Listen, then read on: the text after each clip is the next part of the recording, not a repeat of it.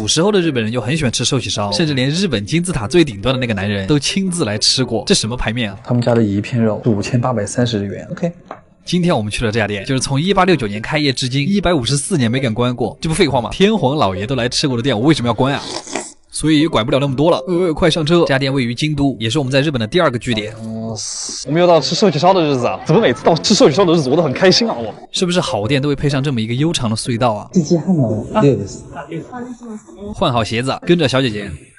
你就会被领进一个硕大的包间，它这个地方点菜非常传统，用的是那个直连座机，然后最贵的肉是5800一片，点好之后就会上小菜，5个开胃小碟，有牛肉沙拉、土豆沙拉、一小块甜笋、一小块豆腐，最后一个小蛤蜊。吃完这个还有个前菜啊，不过是很好吃的和牛寿司，而且它的这一片很厚很肥，和牛淡淡的奶香一下就会让人开胃。最后是一碗煮的青花鱼饭团，很日本很清淡，可能是为了接下来修正味觉吧。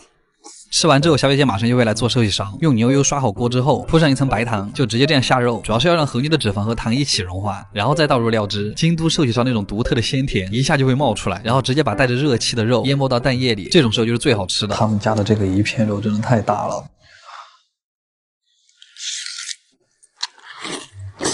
不用，我要吃饭了。那种焦糖再加上寿喜烧料汁的味道，你很难做到不往嘴巴里面塞米饭，就像拉面必须配上叉烧。下了一半，直接一口了吧。和牛裹上无菌蛋液之后，稍微嚼一下，和牛的油脂香就会蔓延在你整个口腔里。如果你觉得腻，可以来一筷子小银鱼盐白菜，味觉修正。然后第2锅因为要下蔬菜，所以下了2片肉，加了菜之后，熬出来的料汁的味道会变得更好。吃菜，第2碗我一般喜欢用和牛卷的葱根吃，而且是那种脆脆的葱根。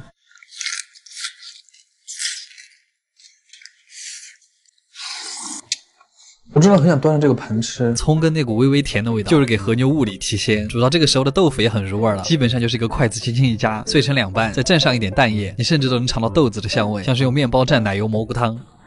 煮到最后的魔芋丝已经变得很软了，它虽然本身不入味儿，魔芋丝也是寿喜烧里面最卷蛋液的。蛋液也很香，吃到一半你还可以换一碗新的蛋液，这种茼蒿里面夹着一点魔芋丝，也有一种脆弹脆弹的感觉。我还专门拿了一片牛肉烤到了最后，它已经是一个焦褐色的状态了，但是它特别的入味，所以要多裹一点蛋液。这一片130克，你下肚再加2口米饭，就是至高的满足。京都的寿喜烧就是缓缓的，用牛肉的香气慢慢塞满你的胃，最后再来一个甜品，非常的爽。而且推荐指数9.5分，卡维尔。用一道中华水饺征服了日本，还拿下了东京当地的米其林推荐，这是一个多么牛逼的事儿！所以没错，便宜实惠。今天我们又来阿姨的居酒屋了，就这一个菜封神。他家现在真的太难约了，感觉当地的日本人都知道东京有一位特别会做水饺的哈尔滨人。又到吃饺子的日子啊！すみません、6です。すみません、ちょっと遅くなる。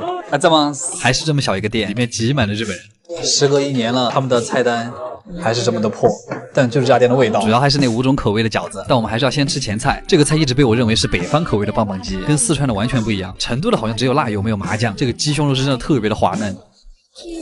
四川的一样好吃。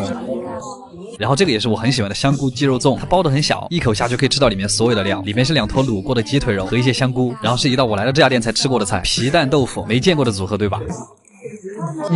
豆腐的味道刚好冲淡了皮蛋的咸味儿，泰国风味，里面的香醋配上腰果也很绝。最后一个前菜是凉拌水母，你就当是荤魔芋丝好了。这个菜特别的开胃。然后第一盘饺子叫滑饺子，这个完美的曲线像一个炸水母，它那一层是脆脆的锅贴，下面很脆，上面又很软糯，还有点像刚出锅的生煎，里面是香菇、葱、木耳和猪肉，一定要带着那个锅贴一起吃，裹上辣油，那个皮是在。这一盘就是他们家封神的那个四川风辣油饺子，每一个饺子都是单独调味，香菜、辣油、豆豉，你一入口就能感受到辣油的冲，然后再是豆豉那个甜甜的味道，就是甜辣甜辣的感觉。饺子皮特别薄，它的里面还会灌上一些辣油，这个一个人可以炫2盘。这一笼叫八戒饺子，蒸饺的特点就是皮特别嫩，口感会觉得特别圆滑多汁，里面是酱油、香菇、猪肉馅儿，这个味道特别的东北，不用蘸辣油就已经很好吃了。里面的料汁也刚刚好，不像灌汤包那么致命。然后他们家还有这种广式腊肉，刚刚煎了一下就端上来了，像中场休息的甜品。接着是一盘虾饺，这一盘我建议第一个不蘸辣油，第二个再开始蘸辣油，里面是又软又韧的口感，完整的下来让整个饺子特别的劲道。最后一盘也是我最喜欢的那个味道，豆腐水饺。我想问有多少人没吃过豆腐水饺？我在南方的时候真的没吃过，味道非常特别，是一种温润的感觉，豆腐那个微微咸的味道，配上一点肉香和葱香，你的味蕾会很神奇的被放大，不自觉的去捕捉那个豆腐的香味。没吃过的一定要试一下，这是我第2次来他们家，其实莫名还有一些感动，会有一种回家吃饭的感觉，可能是因为店里的菜都承载了家乡的味道，也可能是因为这种内心的自豪感。总之，阿基推荐指数10分满分，太好了。卡玩意儿。不过这一次我没来热海，我真的以为新海诚一直在骗我。而且你们是不是经常在动画里的第7集看到主角们一起去热海合宿？我也是来了一次之后才知道，原来这里真的是故事里的样子。一起看花火大会，吃海鲜冻，一起准备晚餐。它离东京很近，不管是自驾还是坐电车，都只要2-3个小时。在爱彼迎上面订了一个山顶别墅，一个行李箱，5张车票，到了热海站10点钟。最好现在就去海鲜冻，不然排队排死。家店在热海很有名，特别是金枪鱼盖饭、海胆盖饭、鲷鱼盖饭还有龙虾盖饭，不要考虑太多，选就对了。吃完记得去买车站旁边的热海布丁，最好再来一个牛奶冰淇淋，接着就可以前往大势山了。它是真的很像一个抹茶蛋糕，上山需要坐缆车，特别浪漫。但是当年龙河3叶是自己爬上来的，真牛啊！抹茶蛋糕的正中间是一个射箭场，和朋友一起拍照真的能撞到，而且很好玩。山顶的风景基本就和你的名字里一样，吹着海风走一圈，想象一下龙是怎么把3叶推下去的。玩了一天，最重要的肯定是休息了。这次订的民宿太帅了，它收录在全球特色房源榜单里，是一个4LDK 的豪华单层房屋，一共可以住8个人。在阳台和温泉上还可以俯瞰岱港，有温泉，有超大露台。还有一群朋友可以晚上一起烤肉，看点恐怖片，一起聊聊天也很开心。热海的晚上偶尔会有花火大会，还是海上的那种。我觉得这个真的是在日本最浪漫的事儿之一了。想象下和你喜欢的人牵着手坐在海滩上，眼里享受着花火，小小恋歌和打上花火，唱的就是这个意思啊！热海的风里有温柔的味道，落日会盖在海滩上，烟花会在夜空绽放，你的告白会被拒绝，但是也无所谓啊，可以给我的视频点赞。阿基推荐指数9分，卡玩意儿。法式鹅肝作为世界3大奢华美食之一，在法餐里面它有很高的地位。但是直到我遇到了今天这家餐厅，这里一个汉堡可以买麦当劳11个汉堡。和牛跟法肝都是2个国家最具代表性的食材。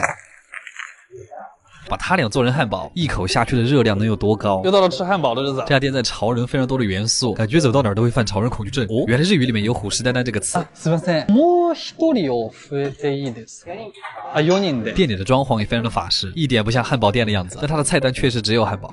4500块这个汉堡，好高级啊！这个地方甚至还会在上汉堡之前上一份很正式的沙拉，但我是真的吃不来，所以我们一共点了4个汉堡。端上来的那一瞬间真的很劲，因为它是和牛的肉做的，所以它在煎肉的时候那个油香就特别浓，然后服务员会在上面铺上一整层黑松露，感觉这一盘就只差鱼子酱了。汉堡胚用的是烤过的油面包，上面还涂了一层黄油，肉饼这种微微焦脆的感觉是最好的。它这个鹅肝也是真的很夸张，法餐厅里正餐都吃不到这么大一片，上面还淋了一层牛排酱。它整个这个汉堡就散发出一种吃一口胖3斤的感觉。开始了，我还是很期待这一口下去。它这个甚至让我想起了塞尔达里的烤肉。好了，继续吃汉堡。下嘴之后，和牛的油跟鹅肝的油会直接混在一起。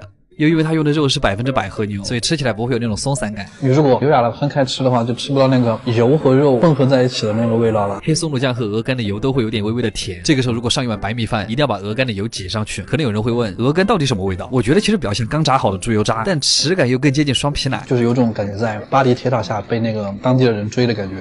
再配上油面包那个脆脆的皮，整个嘴巴里都是高热量的油香。虽然像喝了一瓶油，但是还想再炫一个。油面包真的很香。掉出来的肉渣还可以蘸一点黑松露酱，好下饭啊！这酱是那个汉堡的精华啊。麦当劳一个汉堡400日元，这个一个汉堡4500，可以买11个。阿基推荐指数8分，卡玩意儿。今天本来是想去探店的，结果我们在京都的山里发现了一个非常可疑的地方。还好我们停下车来看了一下，它门口的招牌上写着猫猫寺。我心想，我一个狗都跟它不共戴天，区一个猫猫寺，能可爱到哪儿去？我肯定是不会进去的。除非忍不住。它的外边是一个非常和风的私人庭院，里面虽然写作猫猫寺，但其实是一个喵喵神教的博物馆。买好门票之后需要脱鞋才能进去。第一个房间是猫咪杂货铺，里面是有130位信徒手工制作了很多商品，所以都很便宜。墙上会挂一些比较有名气的信徒，阿科波48。隔壁房间是一个小画室，好看但是都很贵，还是让喵酒保给我们挑一杯饮料吧。猫猫吧台真的很适合拍照。再往里面走就是我们住持在的房间了，但是今天的住持正在午休，虽然他好像不太开心，但是我花了钱的，得摸一下。墙上还挂着初代目到6代目的画像，有一种非常严肃的脱力感。其实屋外还有一位住持，但他正在轮休啊，他好像住持不小心被关在门外了，我只好出手相助。住持的眼神都非常严肃，甚至感觉他有点生气。店员为了感谢我的相助，赐予了我一次跟住持用餐的机会。倍感荣幸，倍感荣幸，他真的好可爱。然后住持的旁边是可以拜猫的，一般情况下是这个样子的。虽然工作的本质还是睡觉，但是工作人员会给他换上一身严肃的衣服和一些他并不会使用的道具。就是虽然我也不知道我在拜什么，但还是拜一下吧。对了，这是贡品一喵园，再往楼下走就是博物馆了。这里面有大量古埃及时期的东西，这是一幅喵古文，好像记载着喵喵统治人类时期的故事。这个是猫猫的棺材，关键是还有他喜欢吃的鱼的棺材。什么呀？这个好像有点酷。木乃伊猫猫的面具，猫历2600年是一个什么概念？果然全世界的人都很喜欢猫咪呢，除了马尔代夫。阿基推荐指数8分，卡玩意儿。